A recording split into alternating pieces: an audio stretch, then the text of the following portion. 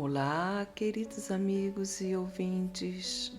Esse é o Mais Além, o podcast que vem colaborar na divulgação do Espiritismo. Eu sou a Ilzeni Baima, apresentando o programa Conteúdos da Revista Espírita.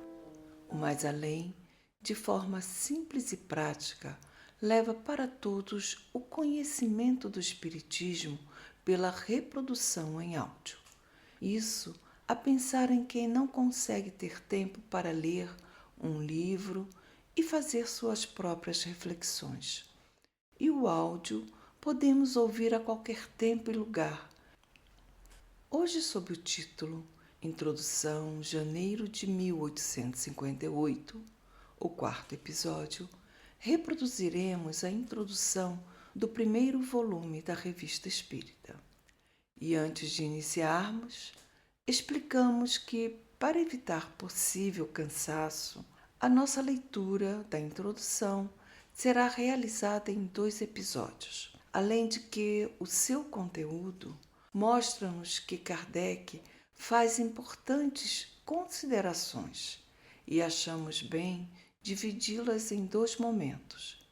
No primeiro, esclarece as necessidades e interesse daquelas manifestações. E no segundo momento, fornece-nos uma ordem metodológica para os estudos e pesquisas espíritas. Vamos iniciar? Passamos agora a reproduzir. Revista Espírita, Jornal de Estudos Psicológicos, ano 1, janeiro de 1858, número 1. Introdução. A rapidez com que se propagaram em todas as partes do mundo os estranhos fenômenos das manifestações espíritas é uma prova evidente do interesse que despertam. A princípio, simples objeto de curiosidade, não tardaram a chamar a atenção de homens sérios que neles vislumbraram, desde o início, a influência inevitável que viriam a ter sobre o estado moral da sociedade. As novas ideias que surgem desses fenômenos popularizam-se cada dia mais e nada lhes pode deter o progresso, pela simples razão de que estão ao alcance de todos, ou de quase todos, e nenhum poder humano lhes impedirá que se manifestem. Se os abafam aqui, reaparecem sem outros pontos. Aqueles, pois, que neles vissem um inconveniente qualquer, seriam constrangidos, pela própria força dos fatos, a sofrer-lhes as consequências, como só ia acontecer às indústrias novas que, em sua origem, ferem interesses particulares, logo absorvidos, pois não poderia ser de outro modo. O que já não se fez e disse contra o magnetismo. Entretanto, todos os raios lançados contra ele, todas as armas com que foi ferido, mesmo o ridículo, esboroaram-se ante a realidade e apenas serviram para colocá-lo ainda mais em evidência. É que o magnetismo é uma força natural. E, perante as forças da natureza, o homem é um pigmeu semelhante a cachorrinhos que ladram inutilmente contra tudo que os possa amedrontar. Dá-se com as manifestações espíritas a mesma coisa que se dá com o sonambulismo. Se não se produzirem à luz do dia e publicamente, ninguém impedirá que ocorram na intimidade, pois cada família pode descobrir um médium entre seus membros, das crianças aos velhos, assim como pode encontrar um sonâmbulo. Quem, pois, poderá impedir que a primeira pessoa que encontremos seja médium e sonâmbula? Sem dúvida, os que o combatem não refletiram nisto. Insistimos. Quando uma força está na natureza, pode-se detê-la por um instante, porém jamais aniquilá-la. Seu curso apenas poderá ser desviado. Ora, A força que se revela no fenômeno das manifestações, seja qual for a sua causa, está na natureza da mesma forma que o magnetismo e não poderá ser exterminada, como a força elétrica também não o será. O que importa é que seja observada e estudada em todas as suas fases, a fim de se deduzirem as leis que a regem.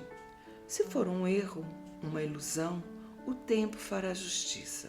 Se, porém, for verdadeira, a verdade é como o vapor. Quanto mais se o comprime, tanto maior será a sua força de expansão.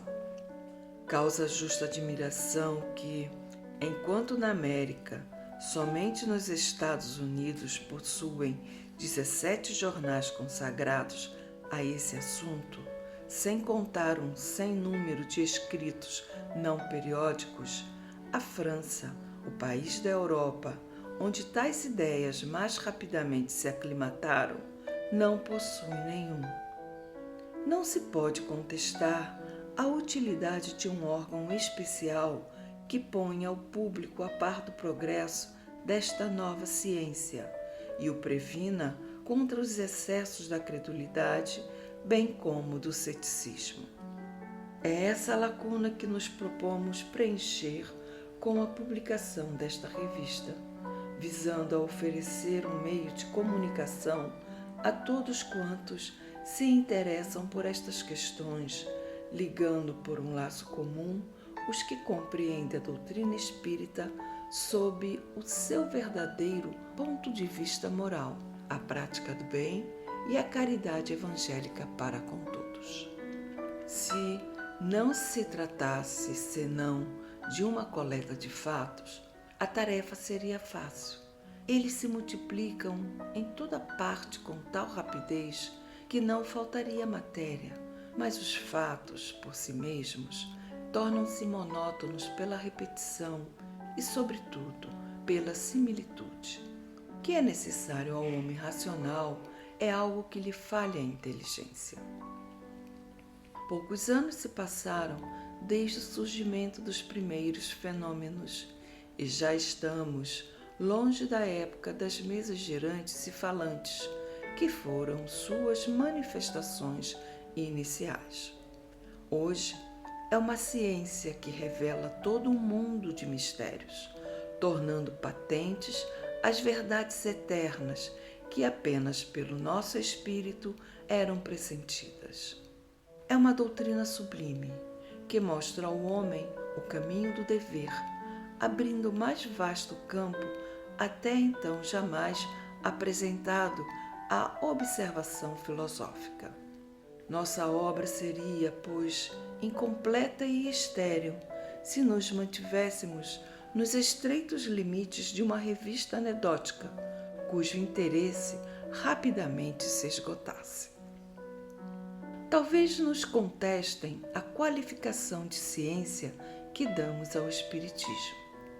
Certamente não teria ele, em nenhum caso, as características de uma ciência exata, e é precisamente aí que reside o erro dos que o pretendem julgar e experimentar como uma análise química ou um problema matemático.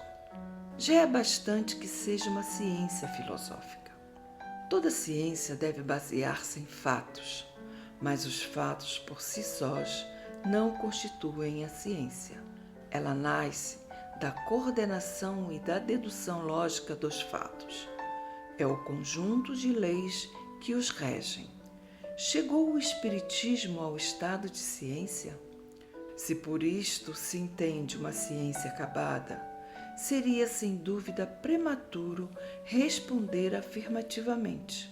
Entretanto, as observações já são hoje bastante numerosas para nos permitirem deduzir, pelo menos, os princípios gerais onde começa a ciência. O exame raciocinado dos fatos e das consequências que deles decorrem é, pois, um complemento sem o qual nossa publicação seria de medíocre utilidade, não oferecendo senão um interesse muito secundário para quem quer que reflita e queira inteirar-se daquilo que vê.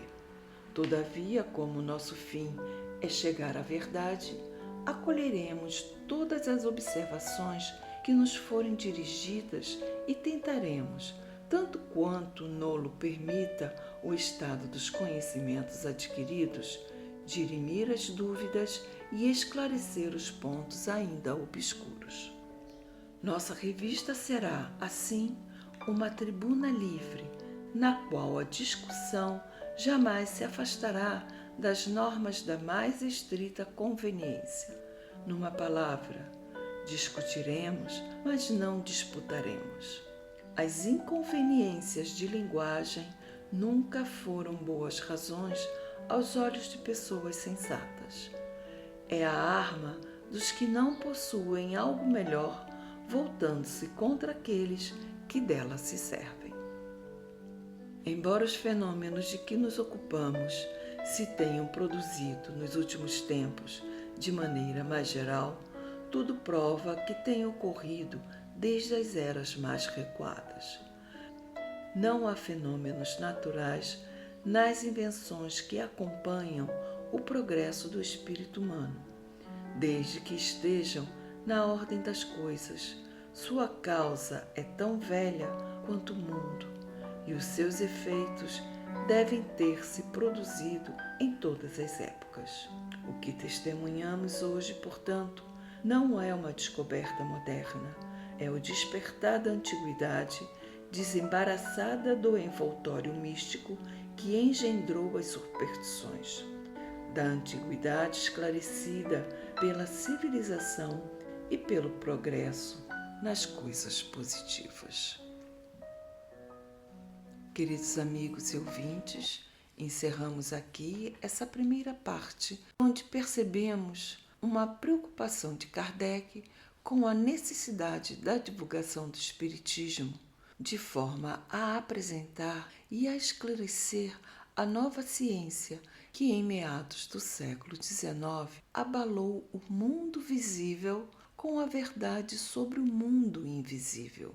E isso aconteceu após a publicação, em 1857, de O Livro dos Espíritos, a luz de consolo e esperança que se fez a muitos. E assim daremos continuação da leitura no próximo episódio. Aproveitamos para deixar referido que as edições aqui reproduzidas, os seus textos foram traduzidos do original francês por Evandro Nobleto Bezerra, com publicação da FEB, Federação Espírita Brasileira, e direitos licenciados à FEP, Federação Espírita Portuguesa. E, para finalizarmos este episódio, vamos ainda ler a nota de número 10, feita por Kardec, onde faz um breve comentário sobre a difusão do Espiritismo no mundo, e que passamos a reproduzir. Nota de Allan Kardec. Até agora, só existe na Europa um jornal consagrado à doutrina espírita, o Journal du Lamé, publicado em Genebra pelo Dr. Boessinger. Na América, o único jornal em francês é o Spiritualiste de la Nouvelle-Orléans, publicado pelo Sr. Barthes. Queridos amigos, queridos ouvintes, chegamos ao final. O Mais Além despede-se com um forte abraço e um até breve.